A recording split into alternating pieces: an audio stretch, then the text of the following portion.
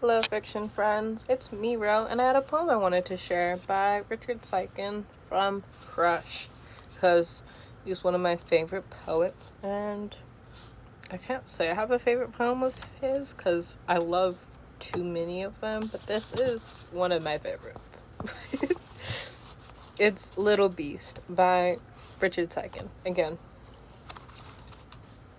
1. An all-night barbecue. A dance on the courthouse lawn. The radio aches, a little tune that tells the story of what the night is thinking. It's thinking of love. It's thinking of stabbing us to death and leaving our bodies in a dumpster.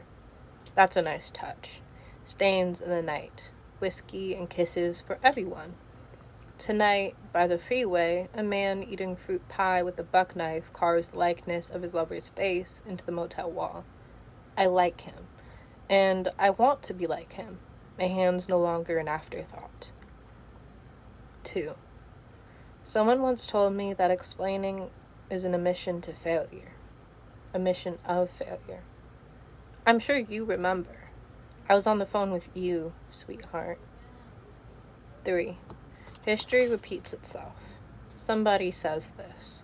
History throws its shadow over the beginning, over the desktop, over the sock drawer with its socks, its hidden letters. History is a little man in a brown suit trying to define a room he is outside of. I know history. There are many names in history, but none of them are ours. 4. He had green eyes, so I wanted to sleep with him.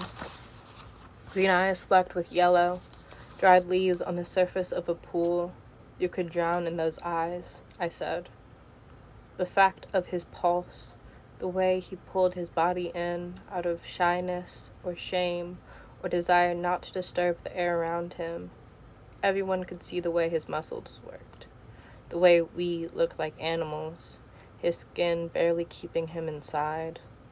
I wanted to take him home and rough him up and get my hands inside of him, drive my body into his like a crash test car.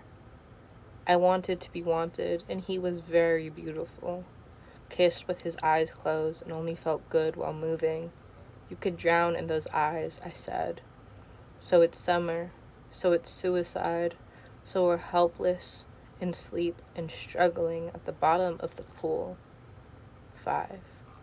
It wasn't until we were well past the middle of it that we realized the old dull pain, whose stitched wrist and clammy fingers, far from being subverted, had only slipped underneath us, freshly scrubbed. Mirrors and shop windows returned our faces to us, replete against the tight lips and eyes that remained eyes, and not doorways we had hoped for. His wounds healed, the skin a bit thicker than before, scars like train tracks on his arms and on his body underneath his shirt. 6. We still groped for each other on the back stairs and in parked cars as the roads around us grew glossy with ice and our breath softened the view through a glass already laced with frost. But more frequently, I was finding myself sleepless, and he was running out of lullabies. But damn if there isn't anything sexier than a slender boy with a handgun, a fast car, a bottle of pills. 7. What would you like? I'd like my money's worth.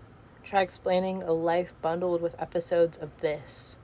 Swallowing mud, swallowing glass, the smell of blood on the first 4 knuckles. We pull our boots on with both hands, but we can't punch ourselves awake, and all I can do is stand on the curb and say, sorry about the blood in your mouth. I wish it was mine. I couldn't get the boy to kill me, but I wore his jacket for the longest time. And that's the poem. Once again, Little Beast by Richard Sykin. Thanks for joining, fiction friends. I'll see you when I see you.